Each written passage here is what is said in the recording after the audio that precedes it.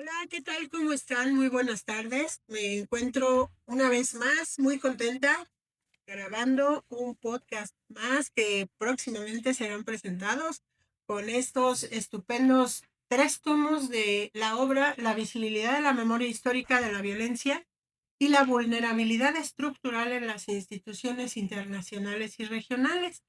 Como lo hemos venido platicando, este es un esfuerzo que están haciendo varios investigadores de la Facultad de Derecho de la Universidad Autónoma del Estado de México. Y esto va a ser una obra inédita, porque no solo el libro es inédito, o los 3 tomos de este libro, llamémoslo así, van a ser inéditos, sino que es un proyecto que no existe igual a nivel nacional, que propone editorialmente Libres como un modelo híbrido.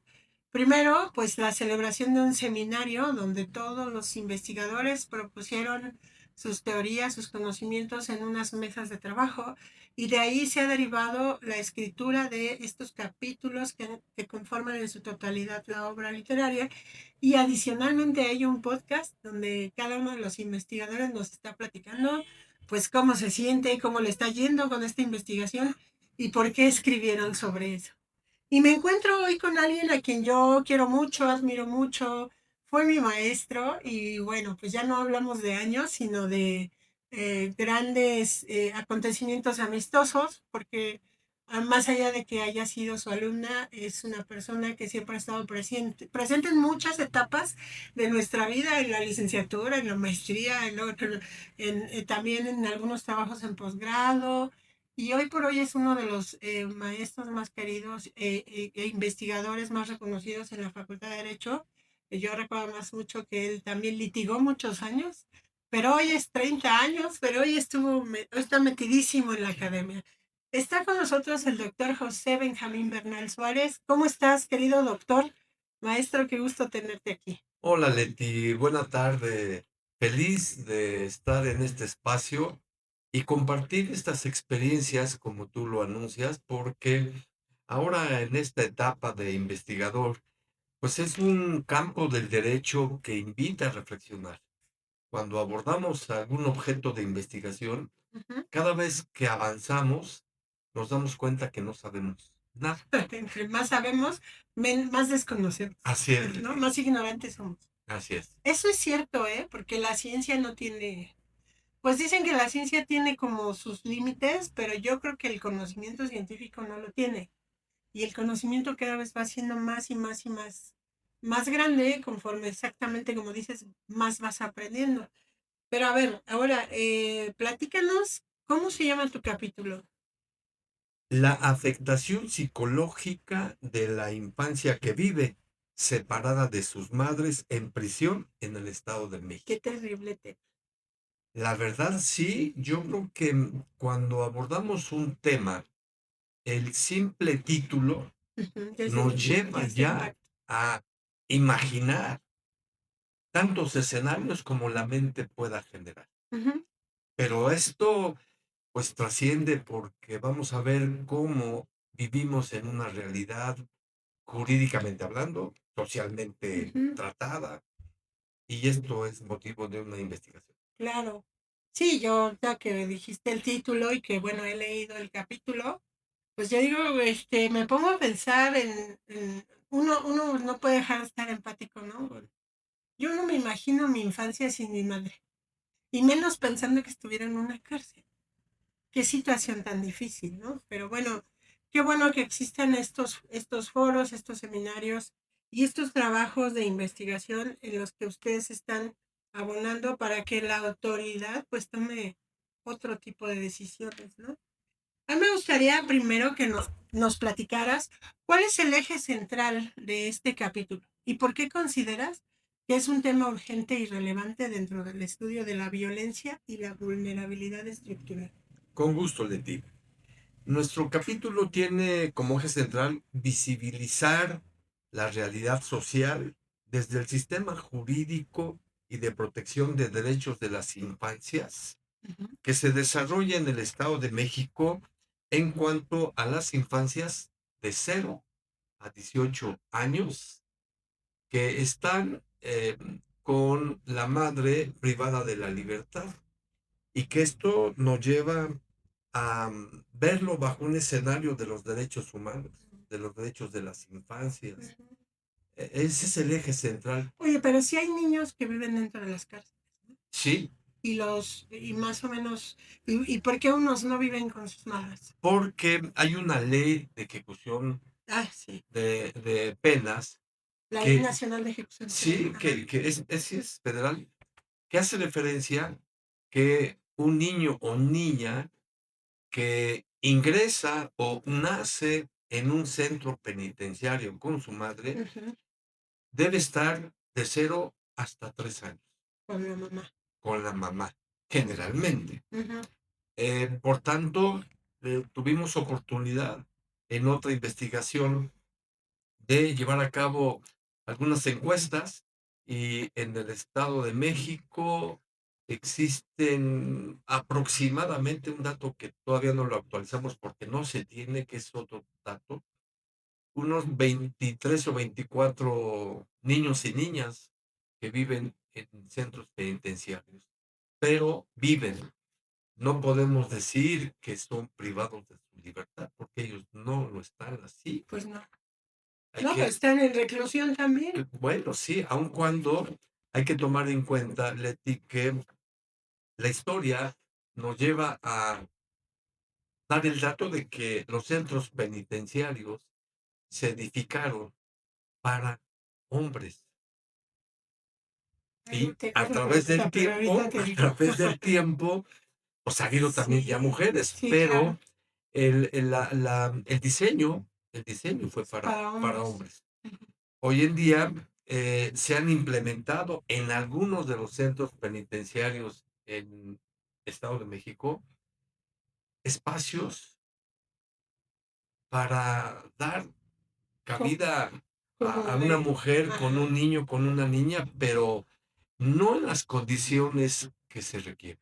No, lamentablemente no. Ujú. Y la autoridad penitenciaria, pues no está comprometida, según un sistema normativo, Ujú. a dar cabida, dar un espacio idóneo, digno, para un niño o niña que llegó o que nació en el centro penitenciario.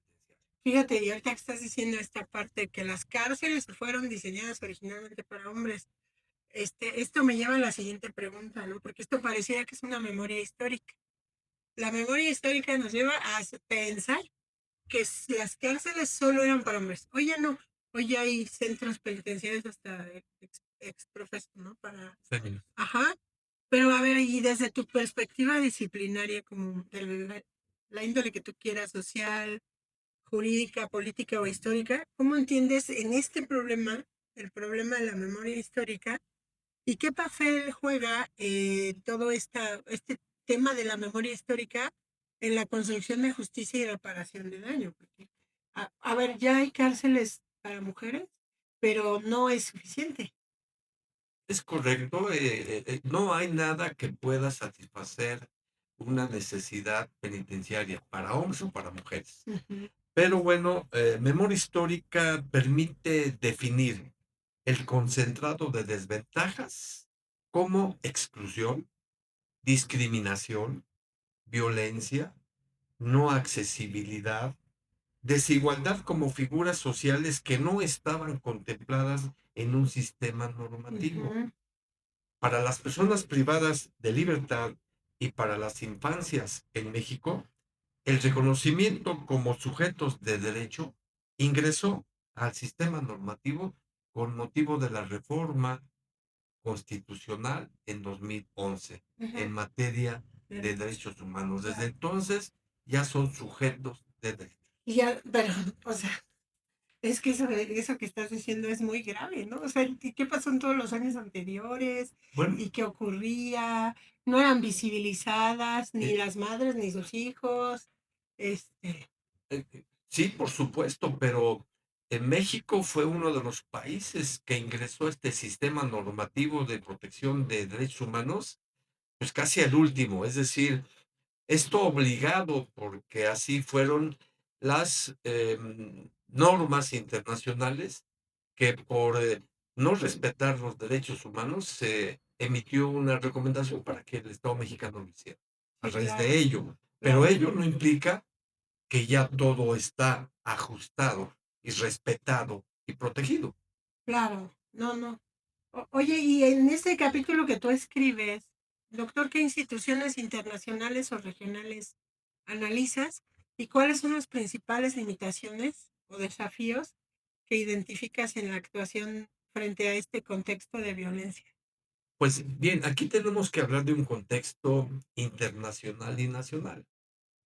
Como instituciones internacionales, hacemos mención a la Organización de las Naciones Unidas, el Programa de Naciones Unidas para el Desarrollo, la Organización de Estados Americanos, la Relatoría sobre los Derechos de las Personas Privadas de Libertad y la Relatoría sobre los Derechos de la Niñez. A nivel nacional, hemos analizado acciones del Poder Judicial, Ajá. de la Suprema Corte de Justicia de la Nación y las disposiciones dirigidas a la protección de los derechos de familia de manera específica para las infancias que tienen una madre soltera y privada de su libertad. Ok.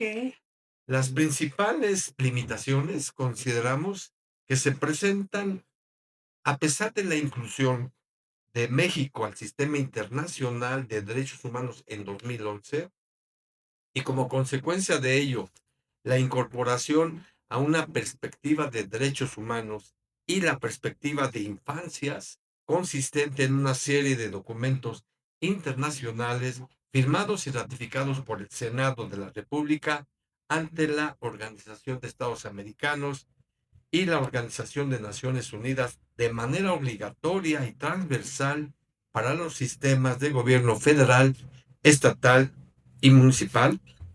Las infancias, con un referente privado de su libertad, mantienen un alto índice de vulnerabilidad estructural por sus condiciones físicas, psicológicas, capacidad para ejercitar por cuenta propia sus derechos, supeditando su cuidado al auxilio de personas adultas que bajo la ausencia de la madre autónoma enfrentan mayores desventajas frente al sistema de protección.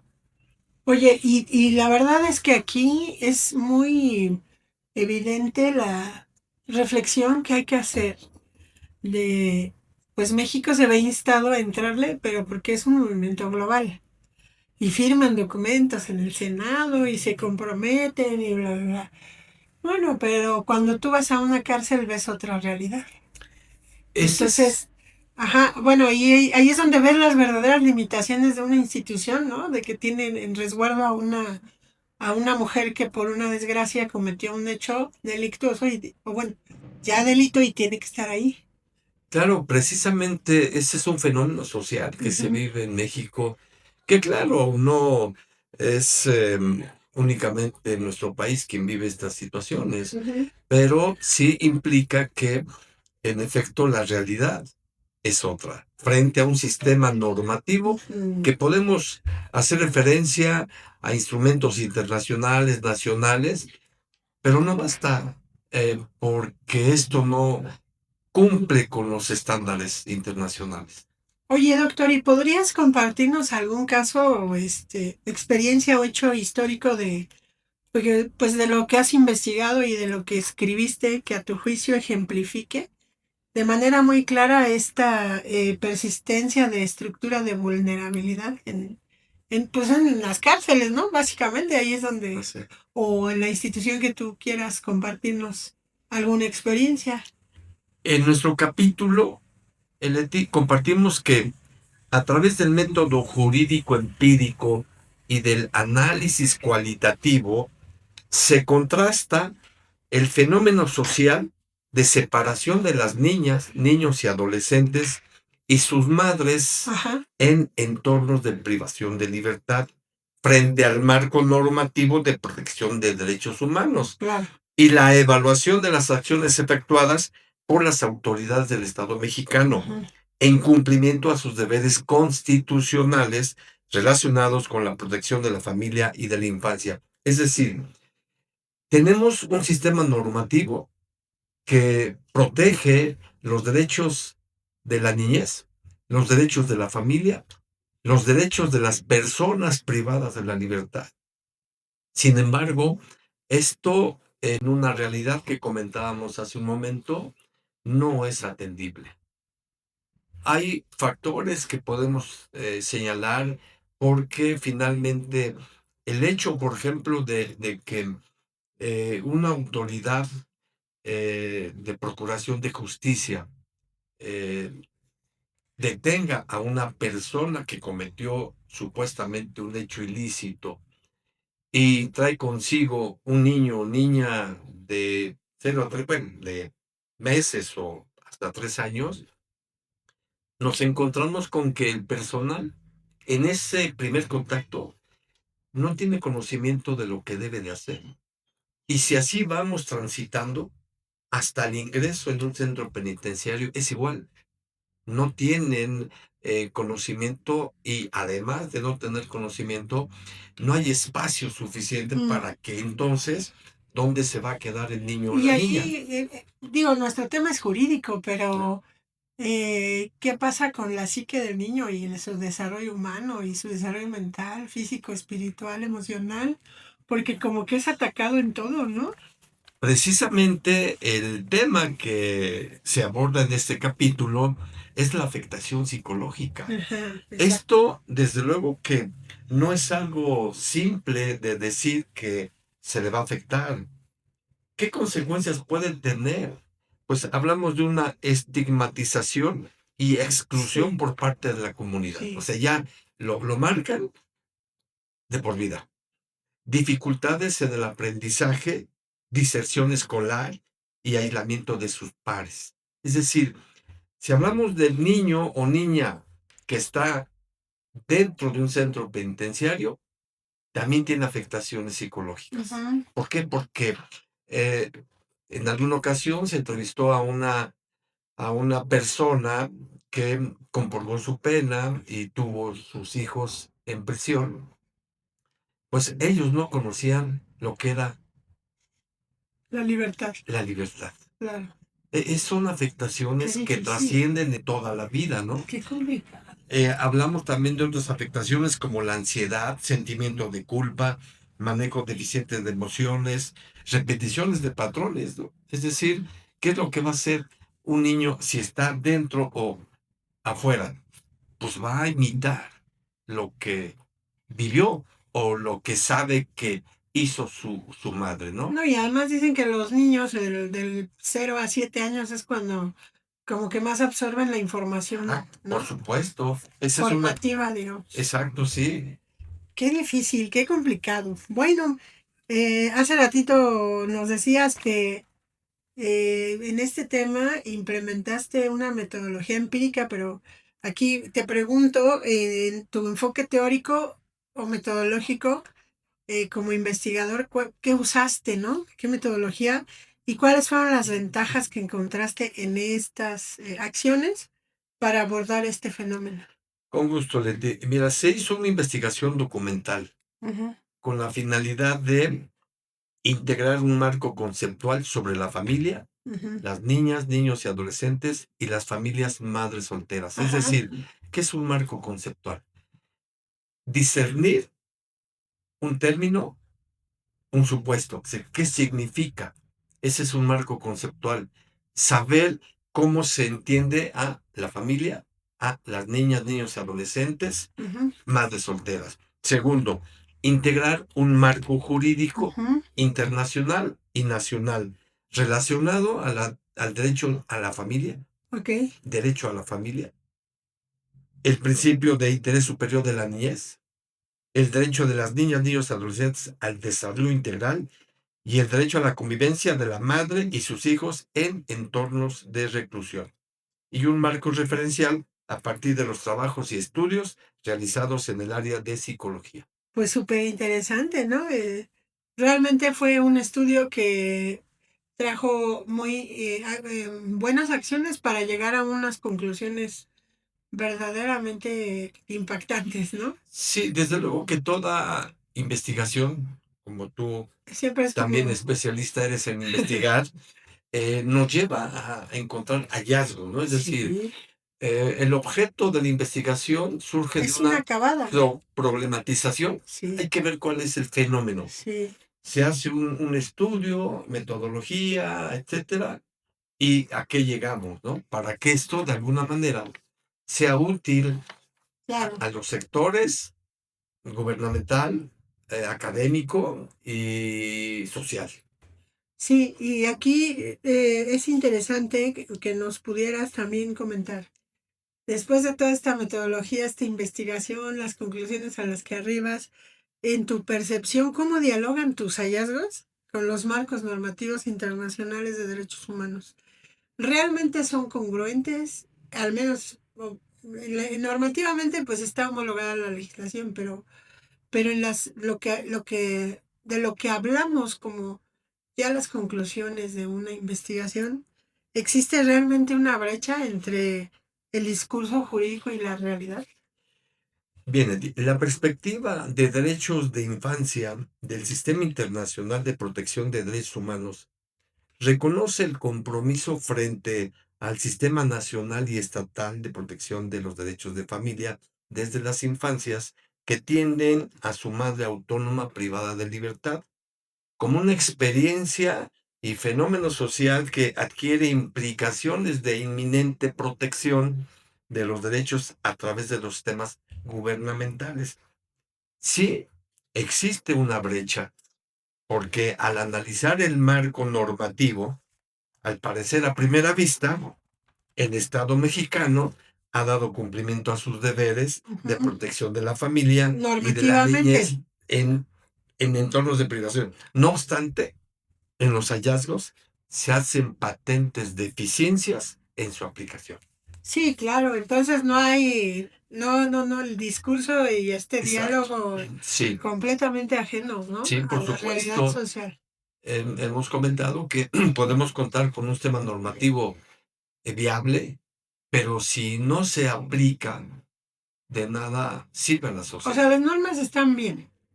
En tu concepto, digamos, son idóneas para el tratamiento de este fenómeno. El sistema normativo, sí, Ok. sí tenemos.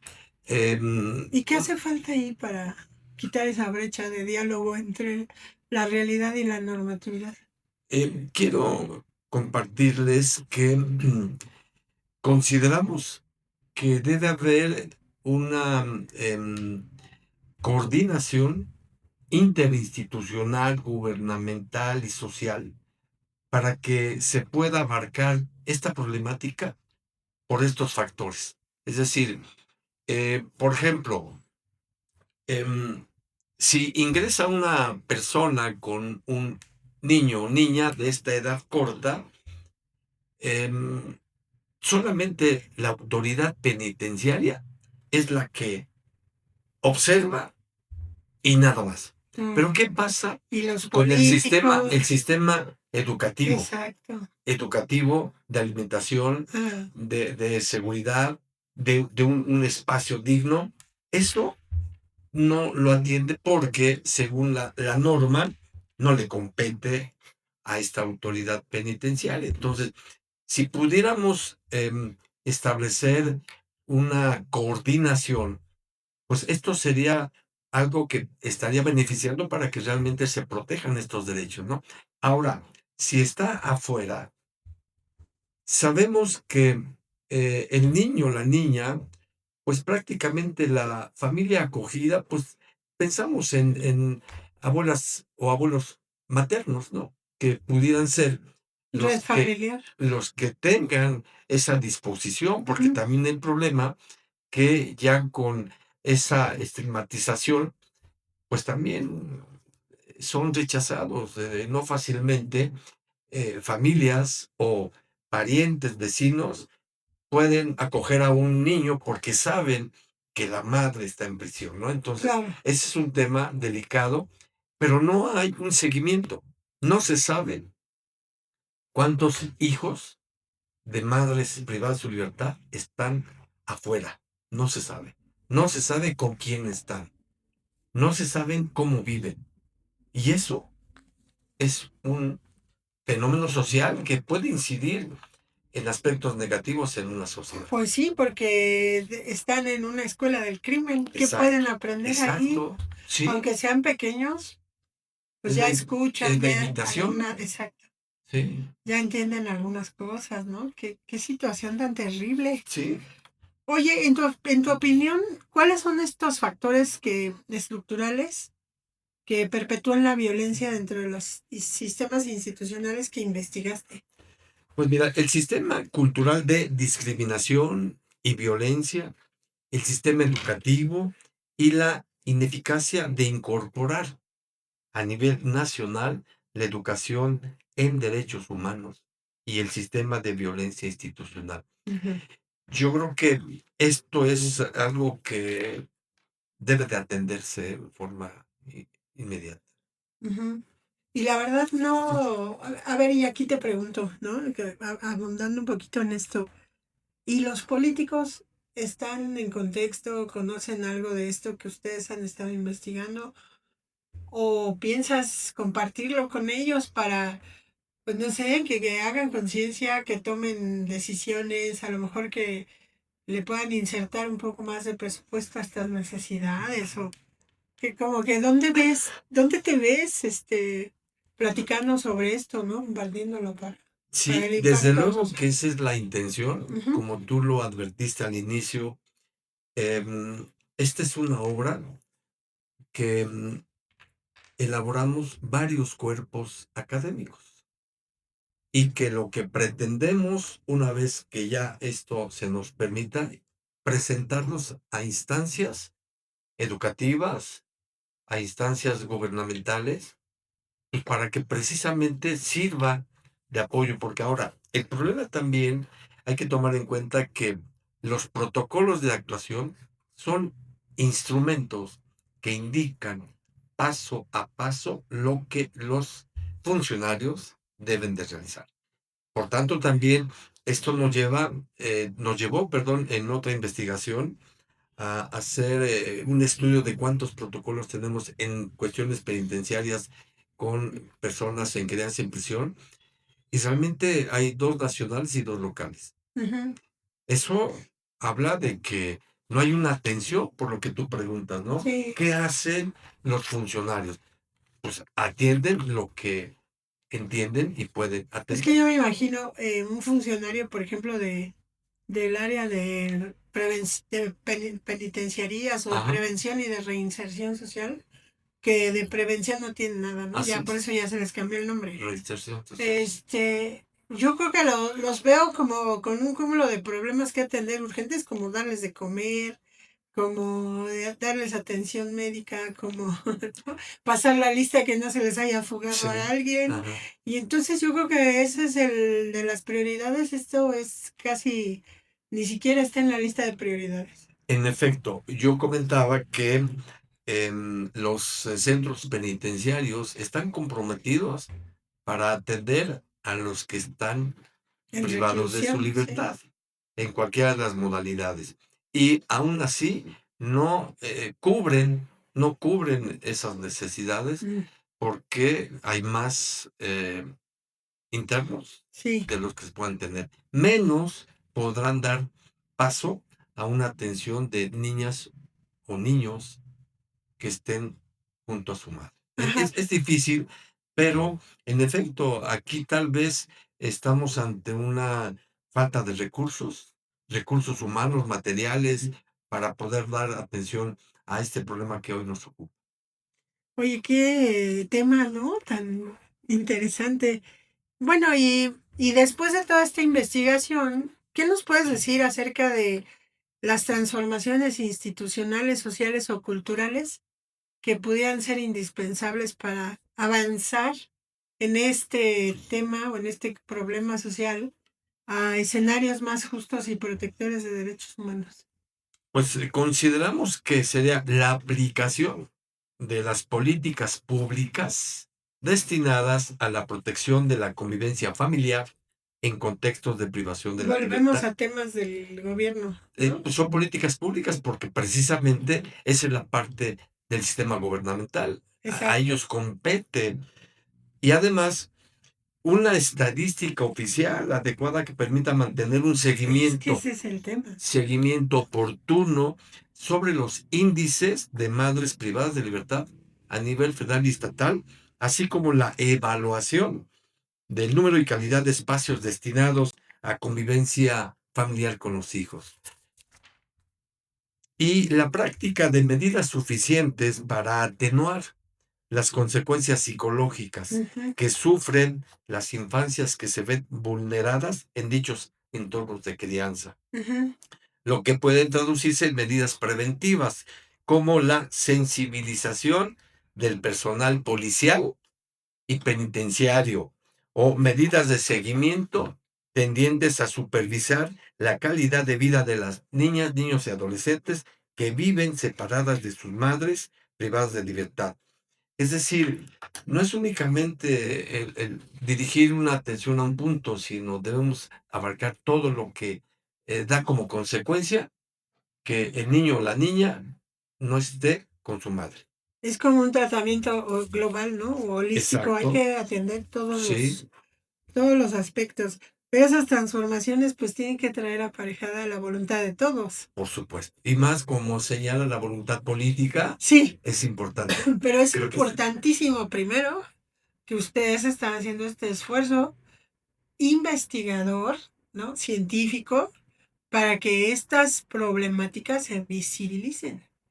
Entonces, la verdad es que este podcast me está resultando bastante atractivo, pues primero por el título del capítulo, y quien escuche el podcast tiene que irse forzosamente a leer el capítulo. Y que entonces quien vea ambas cosas o perciba ambas cosas, pues tendrá que entrar en conciencia, ¿no? Y le dará sed de investigar más todavía respecto a estos temas.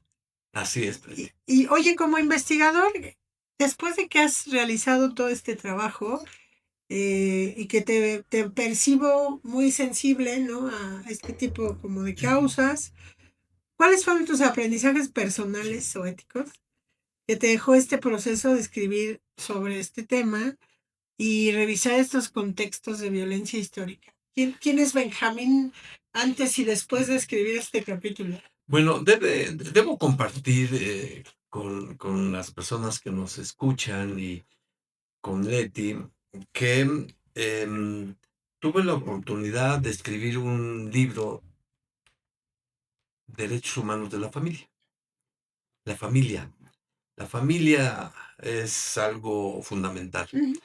Por ello fue que atrajo mi atención, ya que la familia es una institución primaria e indispensable en el desarrollo de la sociedad. Pues es la célula básica. Claro, viéndose presente Ajá, en prácticamente la totalidad de los grupos culturales, al totalmente. tratarse de un modelo de asociación humana natural encargada de procurar la supervivencia y el desarrollo físico, psicológico y social Ujú, de los individuos que la componen. Esto es algo trascendental. sí, porque además me imagino que un niño con su mamá en la cárcel, pues ¿cuál familia? Ellos dos son familia.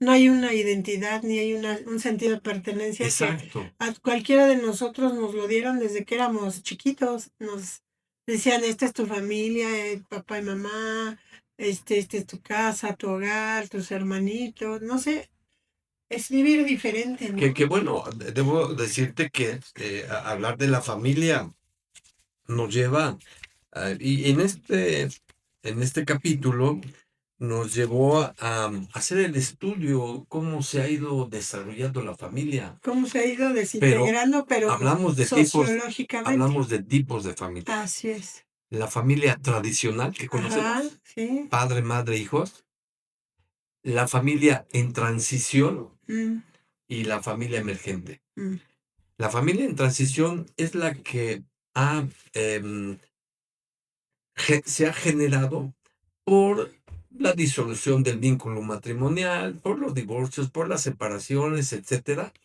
Y este es el rubro que nos atrae la atención porque es la madre quien tiene ese compromiso. Si está con él el hijo o la hija, puede tenerlo hasta 3 años. ¿Qué pasa después? Ahora, si no está, es otra situación, ajá, que también el niño tiene derecho a convivir con la madre, claro. que está privada de la libertad, pero los espacios no son los idóneos. Exacto. Esa es una situación que realmente, em, Es lastimosa para la sociedad, ¿no? sí, de pronto, pensamos que no hay este tipo de fenómenos sociales. Oye, ahorita que estás platicando de tu libro, dinos dónde lo podemos conseguir, porque a lo mejor alguien lo quiere buscar y si está a la venta o si lo puede consultar en la biblioteca de la facultad o... De la biblioteca de la universidad, Ah, buenísimo.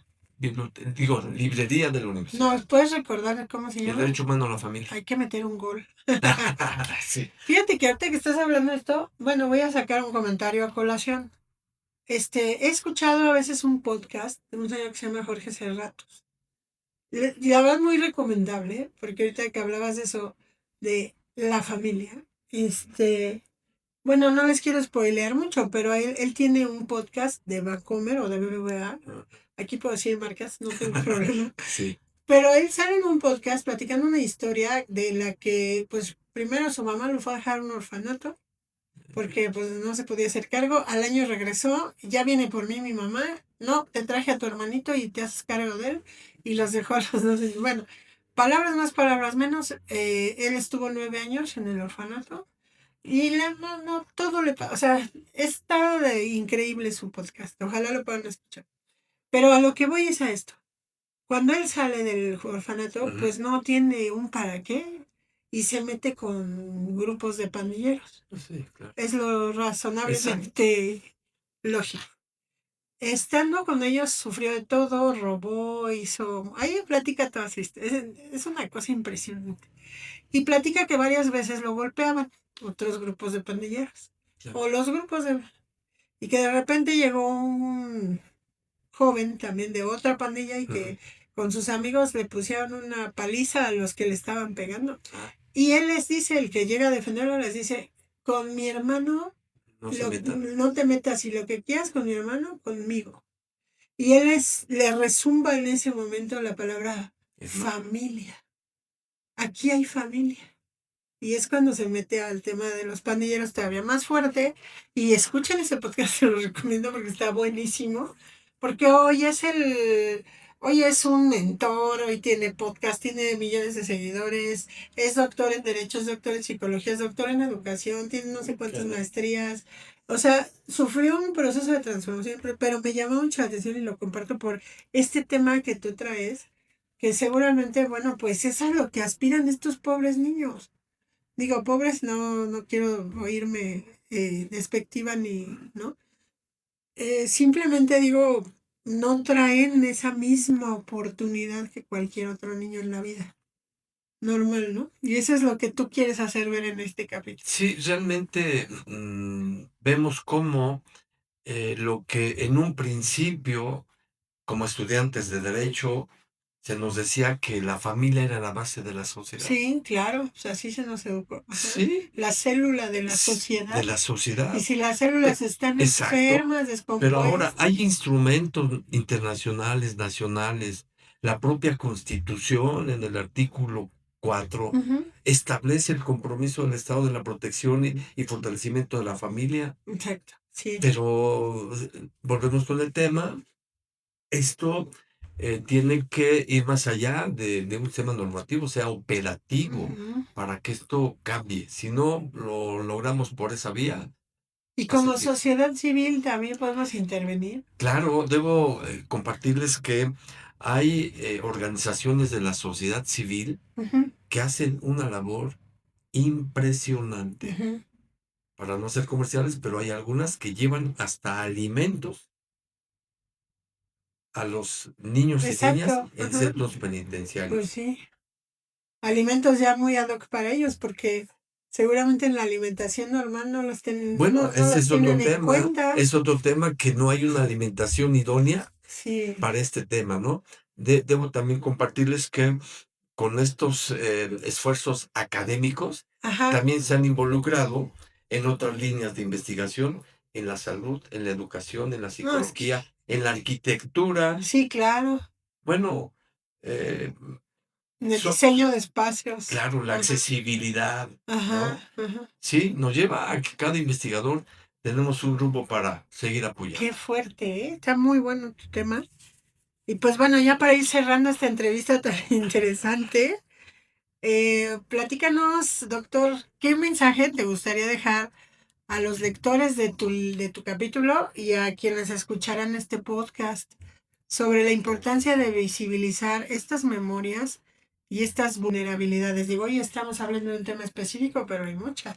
Claro, pues yo dejaría este mensaje de que las niñas, niños y adolescentes pertenecen a un grupo en situación de vulnerabilidad, ya que por sus condiciones físicas y psicológicas carecen de la capacidad para ejercitar por cuenta propia sus derechos, supeditando su cuidado al auxilio de personas adultas y del Estado, aunque estos, que no siempre son capaces de atender adecuadamente la totalidad de sus necesidades. Es decir, es un grupo de una máxima vulnerabilidad Ujú.